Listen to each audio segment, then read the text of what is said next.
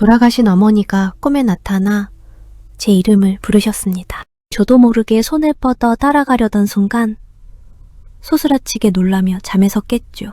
그날 이후로 몸이 이상하게 무거웠습니다.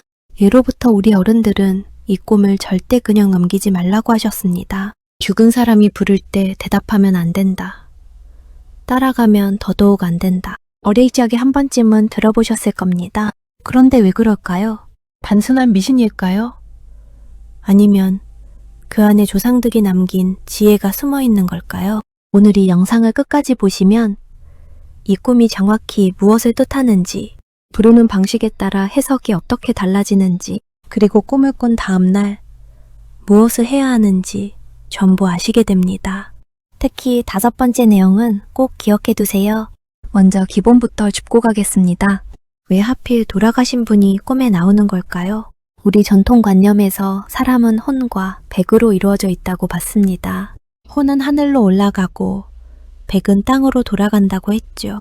그런데 잠든 사이에는 이 혼이 몸에서 잠시 느슨해진다고 믿었습니다. 그래서 꿈이라는 통로가 열린다고 본 거예요. 즉 꿈은 이승과 저승의 경계가 가장 얇아지는 시간이라는 겁니다. 그 얇아진 틈으로 인연이 닿은 분들이 찾아온다고 여겼죠. 조상님이 후손을 살피러 오는 것도, 못다한 말을 전하러 오는 것도 다 이 시간이라고 했습니다. 여기서 핵심이 나옵니다. 조상이 나를 보러 오는 것과 나를 데리러 오는 것은 완전히 다른 꿈이라는 거예요.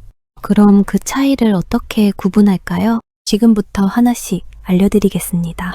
첫 번째, 내 이름을 소리내어 부르는 경우입니다.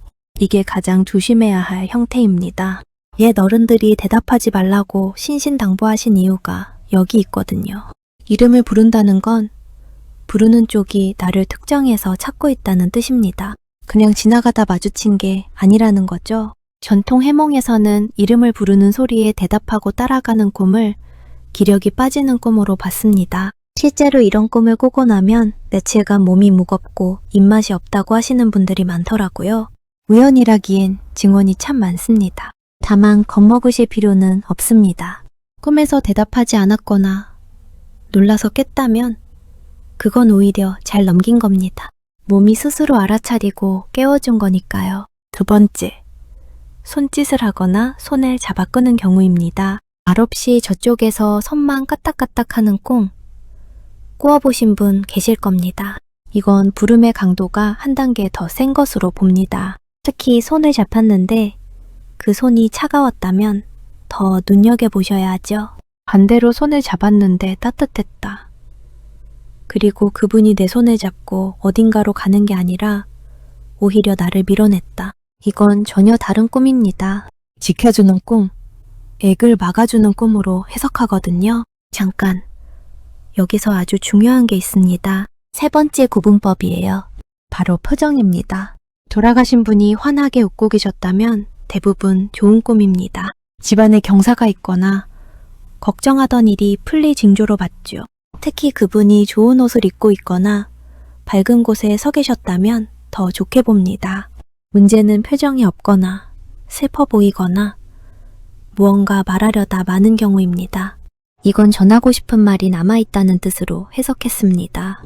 집안을 살펴야 할 일이 있다는 신호로 본 거죠. 산소나 납골당을 오래 못 찾아뵌 건 아닌지, 형제간에 풀지 못한 매듭이 있는 건 아닌지 돌아보라는 의미입니다. 네 번째, 장소가 결정적입니다. 이 부분을 놓치는 분들이 많은데요. 꿈에서 그분이 어디에 서 계셨는지가 해석의 절반을 차지합니다. 물가, 다리 위, 터널 입구, 대문 밖. 이런 곳에서 부르는 꿈은 예로부터 가장 무겁게 봤습니다. 전부 경계를 뜻하는 장소거든요. 이쪽과 저쪽을 나누는 자리에서 부른다는 건 넘어오라는 의미로 읽힌 겁니다. 특히 강을 건너오라고 하거나 배에 타라고 하는 꿈은 절대 따라가서는 안 되는 꿈으로 전해집니다. 저승길을 강 건너는 것으로 표현해온 우리 문화가 그대로 담긴 상징이죠. 반대로 안방, 마루, 부엌처럼 집안에서 마주치는 꿈은 나쁘게 보지 않습니다. 오히려 집을 돌보러 오신 것으로 해석하니까요. 5번째, 이건 꼭 기억해 두셔야 합니다. 시기입니다. 기일 전후, 명절 전후, 그리고 집안의 큰일을 앞두고 꾸는 꿈은 해석이 완전히 달라집니다. 이 시기에 꾸는 꿈은 부름이 아니라 인사에 가깝다고 봤거든요.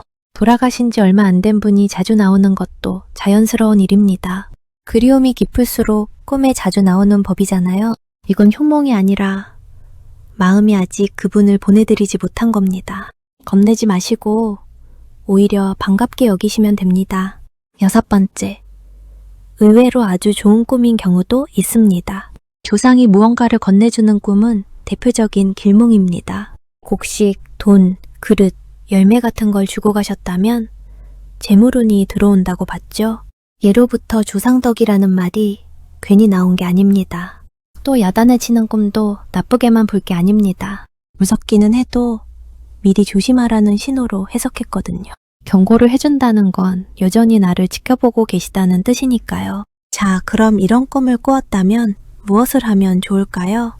우리 어른들이 일러주신 방법은 생각보다 소박합니다. 첫째, 아침에 일어나 그 꿈을 남에게 함부로 옮기지 말라고 했습니다. 특히 흉하게 본 꿈은 입 밖에 내면 굳어진다고 여겼죠. 둘째, 정갈한 물 한 그릇을 떠놓고 잠시 마음을 가다듬으라고 했습니다. 거창한 제사가 아니어도 됩니다. 그저 그분을 향해 잘 지내시라고 마음속으로 한마디 건네는 것만으로 충분하다고 하죠. 셋째, 가능하면 그 주에 산소나 낙골당을 한번 찾아뵈시라고 권합니다. 사실 이게 가장 근본적인 방법입니다. 마음에 걸리던 것이 정리되면 같은 꿈을 다시 꾸는 일이 확연히 줄어들더라고요. 넷째, 집안을 한번 정리하고 환기하시는 것도 좋습니다. 오래 묵은 물건, 특히 고인의 유품을 그대로 쌓아두고 계셨다면 정리를 미루지 마세요. 마음의 정리와 공간의 정리는 늘 함께 갑니다. 그리고 여기서 꼭 말씀드리고 싶은 게 하나 있습니다. 이런 꿈을 번복해서 꾸신다면 몸 상태도 한번 살펴보시길 권합니다. 옛 어른들이 기력이 빠진 꿈이라고 했던 데는 이유가 있거든요. 몸이 약해지거나 잠이 얕아지면 꿈을 유난히 생생하게 꾸게 됩니다. 혈압이나 수면 문제일 수도 있어요. 꿈이 몸의 신호를 대신 알려주는 셈입니다. 그러니 조상님이 걱정하신다고 생각하시고 미뤄두셨던 건강검진 한번 받아보세요. 그게 오히려 조상님 뜻에 맞는 일일 겁니다. 또 하나, 오래 마음이 무겁고 잠을 못 이루신다면 혼자 사귀지 마시고 가까운 분들께 이야기를 나누시길 바랍니다. 그리움은 나눌수록 가벼워지는 법이니까요. 이제 정리해드리겠습니다. 죽은 사람이 나를 부르는 꿈. 무조건 나쁜 꿈은 아닙니다. 이름을 부르며 어두운 곳이나 물가에서 손짓하는 꿈은 조심해서 넘기시고 웃으며 집 안에서 마주치거나 무언가를 건네주는 꿈은 오히려 반겨도 좋습니다. 핵심은 두려움이 아니라 돌아봄입니다. 조상님이 꿈에 오시는 건 결국 나를 잊지 않으셨다는 뜻이거든요. 그 마음에 답하는 가장 좋은 방법은 내 몸을 잘 챙기고 가족과 화목하게 지내는 겁니다. 옛말에 조상 잘 모시는 집은 뒤끝이 든든하다고 했습니다. 오늘 밤 편안한 잠 되시길 바라겠습니다. 그리고 혹시 그리운 분이 꿈에 오시거든 이번엔 놀라지 마시고 조용히 인사 한마디 건네보세요.